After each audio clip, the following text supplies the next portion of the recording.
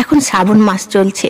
এই মাসে আকাশে মেঘ, মাটিতে ভিজে মাটির গন্ধ আর মানুষের মনে মহাদেবের প্রতি অপার ভক্তি।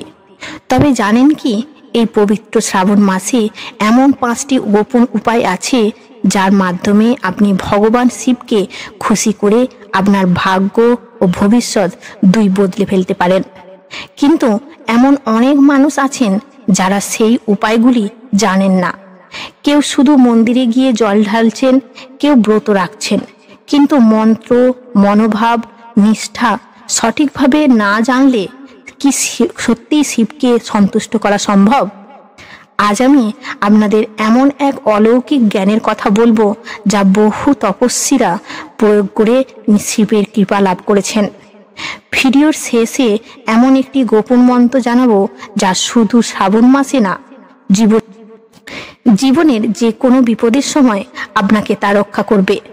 তাই বন্ধুরা, ভিডিওটি একটু স্কিপ না করে সম্পূর্ণ দেখবেন। ভগবান শিব যখন কাউকে কৃপা করেন, সমগ্র ব্রহ্মাণ্ড আপনাকে সহায়তা করে। প্রাচীনকাল থেকে শ্রাবণ মাসকে মহাদেবের সবথেকে প্রিয় মাস হিসাবে মানা হয়, কারণ এই মাসে তার ওপর গঙ্গা বয়ে আসে এবং এই মাসেই তিনি কৈলাসে ধ্যানমগ্ন হয়ে থাকেন।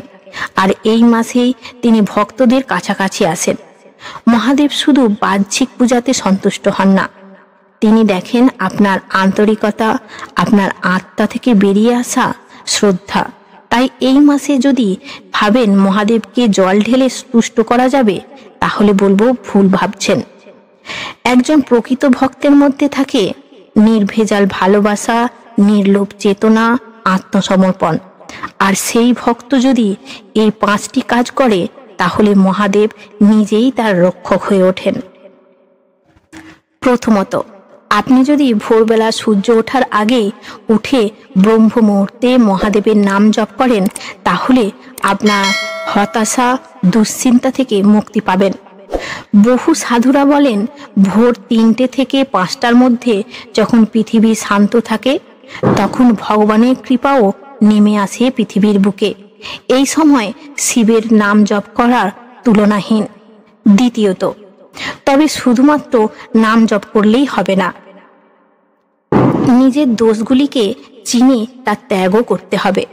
আপনি যদি এই শ্রাবণ মাসে নিজের মধ্যে রাগ, অহংকার, হিংসা এই 3টি জিনিস কমানোর সংকল্প নেন, তাহলে আপনি বুঝবেন আপনার জীবন কিভাবে মহাদেব বদলে দিয়েছেন। তৃতীয়ত, শিবকে কি নিবেদন করলে তিনি খুশি হন জানেন?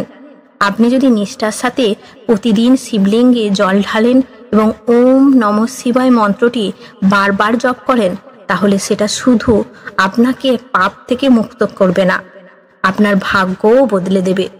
চতুর্থত, মহাদেবকে জল ঢালার সময় আপনার জীবনের সকল কষ্ট, ব্যর্থতা, অভিমান যেন সেই জলের সাথে অর্পণ করেন, তবেই সেইগুলি থেকে আপনি মুক্তি পাবেন।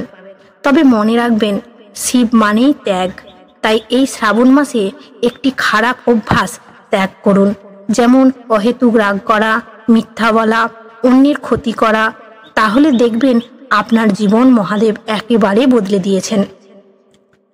পঞ্চমত, মহাদেব খুব সরল এবং অল্পতেই সন্তুষ্ট হন, তাই তাকে ভোলে বাবাও বলা হয়।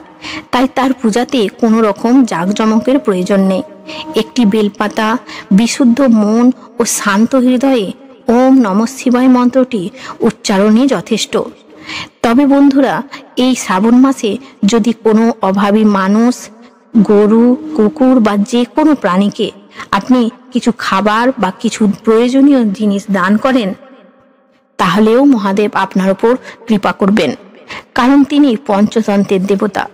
সকল প্রাণের সুরক্ষা তিনিই করেন। আপনি যদি তার কোনো সৃষ্টিকে ভালোবাসেন, তাহলে তিনি আপনাকে অবশ্যই ভালোবাসবেন। এই 5টি কাজ যদি আপনি সততার সাথে সম্পূর্ণ করেন, সম্পূর্ণ ভক্তির সাথে করেন, তাহলে আপনি নিজেই উপলব্ধি করবেন জীবনটা আর আগের মতো থাকছে, মহাদেব আপনার ওপর কৃপা করেছেন। গোপন মন্ত্রটি, অনেক সাধু সন্ন্যাসী বলেন এক মন্ত্র আছে যা কেবল শ্রাবণ মাসে না, জীবনের যে কোনো কঠিন মুহূর্তে আপনাকে রক্ষা করতে পারে।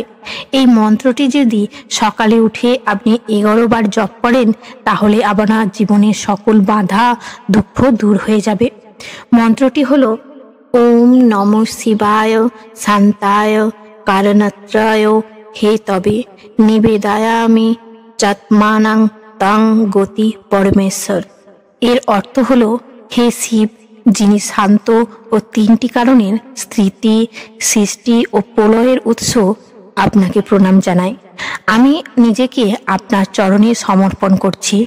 আপনি আমার গতি। এই মন্ত্রে আছে শান্তি, করুণা আর ক্লেশ দূর করার অলৌকিক শক্তি। আপনি যদি মহাদেবের সামনে চোখ বন্ধ করে উচ্চারণ করেন তাহলে আপনার মন শান্ত হতে শুরু করবে।